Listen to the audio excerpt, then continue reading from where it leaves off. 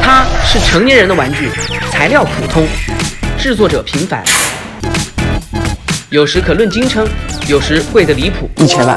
有人为它一掷千金，花了几十万吧。有人瞅它一文不值，打掉。它就是手办，几千万人痴迷的艺术品，数亿人眼中的人偶玩具，凭什么贵得有道理？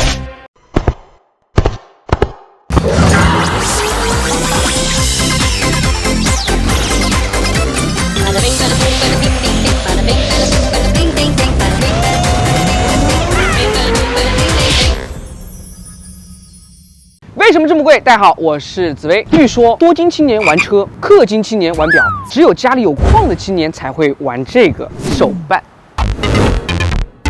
一个正版的手办就要几千几万，甚至于几十万。据说呢，宅男一面墙，北京一套房。不信的话，你可以去某宝上看一下，哈利波特的盲盒手办1000万，办公摆件1000万 ，GK 的原模手办9999999，花这么多的钱去买一个手办，我只想问，它可以压泡面吗？为了解密它为什么这么贵，我一定要去上海看看。为什么要选择上海？因为这里是中国魔玩手办之都，简称魔都。这里有很多大型的手办商场，而且隔3差5呢就会举办漫展。最关键的是啊，这里还有咱们魔玩手办界的大咖开天工作室。接下来跟我一起去瞧瞧吧。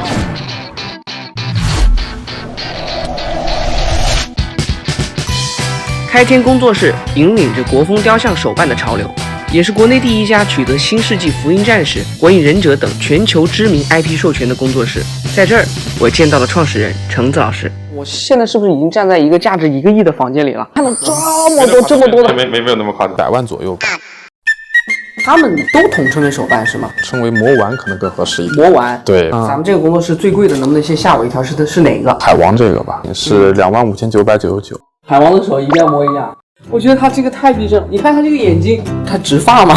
直的，就是一根一根扎进去，大概就有10万根左右。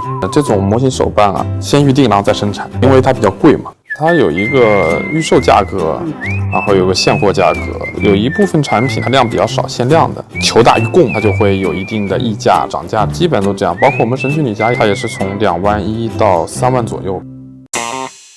魔玩手办贵在限量和溢价。一部分玩家有强迫症，买不到时就加价追，加上倒爷一掺和，导致价格一涨再涨。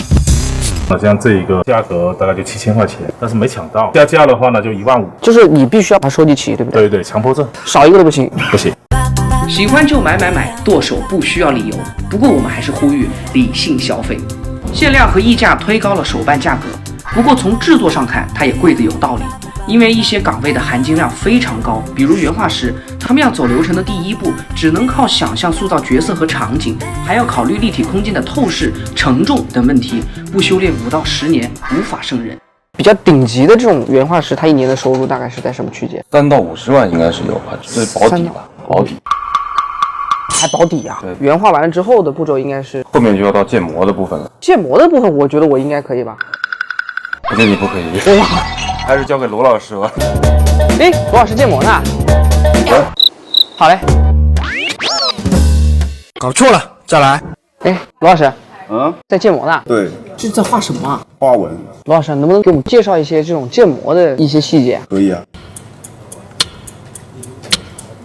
罗老师不说，我们会百度。建模是将2维图片变3维模型，要靠经验积累出建模思路，要有艺术造诣诠释意境。作为3D 建模大神，罗老师一直靠作品说话，比如小雅集、丽人行、一念、李小龙。哎，像不像？我跟你说，这边还有个厉害的，吾乃哪吒三太子。就是我们的哪吒三太子，就是我做的第一个作品，就完全是我原创出来的作品。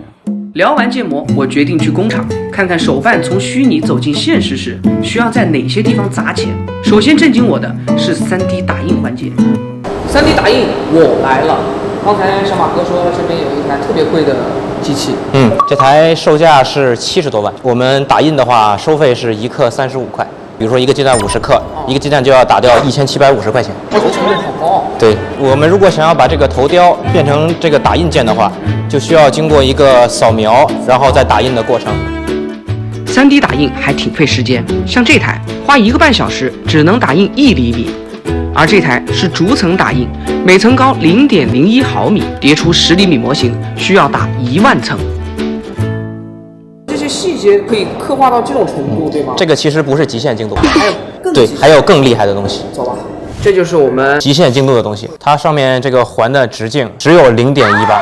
这真的还挺牛的。我看到这边还蛮震撼的。对，这个都是我们客户的东西，都是通过我们整个流程做下来的。这款当时在 WF 展上，汪东城都对这个很感兴趣的，他还亲自拍了照。口味很独特呀，我们这。在现场，我还偶遇到了监理人 Cake， 他带我参观一个磨完手办要成型，接下来还有多少套的工序。翻模套进去以后，这个是第一步，它这些转角、这些边都是需要手工打磨，再加上一个涂色才会达到这么通透的一个效果。我天哪，它的工序是非常复杂的。Cake 跟我们说，这个的报废率非常的高，往这边看。尸体堆，因为有各种各样小的瑕疵，这个地方有一点点骨头穿出来了，这个在打磨的时候手指头断掉了，也要扔。它工序那么复杂，但是到这一步它还扔掉。对啊，不是扔掉，砸掉。我们的东西就是这么值钱。看似简单的工序，内藏乾坤。磨完手办的世界没你想象的那么简单，难怪玩家们愿意为精品买单。您在这个上面花了多少钱？几十万吧。哦，高达模型的话，花费有10多万吧，不是太多。